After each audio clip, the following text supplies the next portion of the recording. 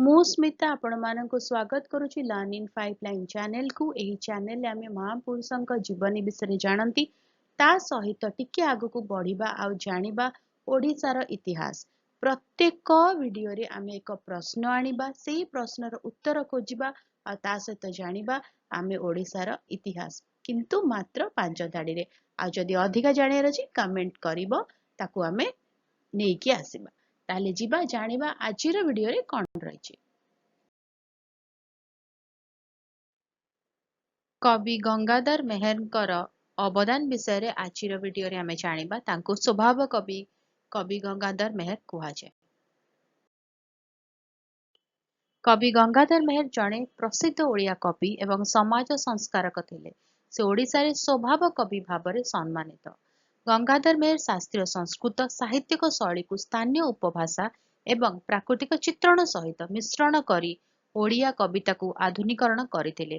ସେ ଛନ୍ଦ ଉପରେ ତାଙ୍କର ନିୟନ୍ତ୍ରଣ ପାଇଁ ଜଣାଶୁଣା ଥିଲେ।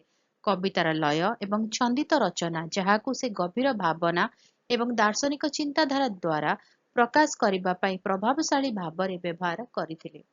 ତାଙ୍କର ପ୍ରସିଦ୍ଧ କୃତିଗୁଡ଼ିକ ମଧ୍ୟରୁ ତପସ୍ୱିନୀ, ପ୍ରଣୟବଲ୍ଲରୀ ଏବଂ ଇନ୍ଦୁମତୀ ଅନ୍ତର୍ଭୁକ୍ତ।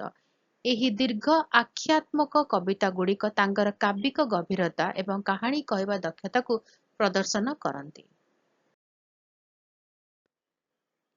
ତାଙ୍କର କବିତା ଶିକ୍ଷା, ଦେଶପ୍ରେମ, ମହିଳା ମର୍ଯ୍ୟାଦା ଏବଂ ନୈତିକ ଚରିତ୍ରର ଗୁରୁତ୍ୱ ଭଳି ବିଷୟବସ୍ତୁକୁ ଆଲୋକିତ କରିଥିଲା, ଯାହା ସାମାଜିକ ଚେତନା ଜାଗ୍ରତ କରିବା ଲକ୍ଷ୍ୟରେ ଥିଲା। ଓଡ଼ିଶାର ପ୍ରକୃତିର ତାଙ୍କର ସ୍ପଷ୍ଟ ବର୍ଣ୍ଣନା ତାଙ୍କୁ ସ୍ୱଭାବ କବି ଉପାଧି ପ୍ରଦାନ କରିଥିଲା। ତାଙ୍କ କବିତାଗୁଡ଼ିକ ପ୍ରାକୃତିକ ଚିତ୍ରଣରେ ସମୃଦ୍ଧ, ପ୍ରକୃତିକୁ ମାନବ ଅଭିଜ୍ଞତାର ଏକ ଅବିଚ୍ଛେଦ୍ୟ ଅଂଶ କରିଥାଏ। ଓଡ଼ିଶାର ପଡ଼ୋଶୀ ଭାଷା ଯେପରିକି ବଙ୍ଗଳାଠାରୁ ବିପଦରେ ଥିବା ସମୟରେ ଓଡ଼ିଆ ଭାଷାକୁ ଉନ୍ନତ କରିବାରେ ସେ ଗୁରୁତ୍ୱପୂର୍ଣ୍ଣ ଭୂମିକା ଗ୍ରହଣ କରିଥିଲେ। ଆନୁଷ୍ଠାନିକ ଶିକ୍ଷାର ଅଭାବ ସତ୍ତ୍ୱେ ସେ ଅସାଧାରଣ ଆତ୍ମ ଅନୁଶାସନ ଏବଂ ବୌଦ୍ଧିକ କୌତୂହଳ ଦେଖାଇ ସଂସ୍କୃତ, ଓଡ଼ିଆ ଏବଂ ହିନ୍ଦୀ ସାହିତ୍ୟରେ ନିଜସ୍ୱ ଦକ୍ଷତା ହାସଲ କରିଥିଲେ। ତାଙ୍କର ଐତିହ୍ୟ ଗଙ୍ଗାଧର ମେହେର ବିଶ୍ୱବିଦ୍ୟାଳୟ ଏବଂ ଗଙ୍ଗାଧର ମେହେର କଲେଜ ଭଳି ଅନୁଷ୍ଠାନ ଏବଂ ବାର୍ଷିକ ଗଙ୍ଗାଧର ମେହେର କବିତା ଜାତୀୟ ପୁରସ୍କାର ମାଧ୍ୟମରେ ସଂରକ୍ଷିତ ରହିଛି।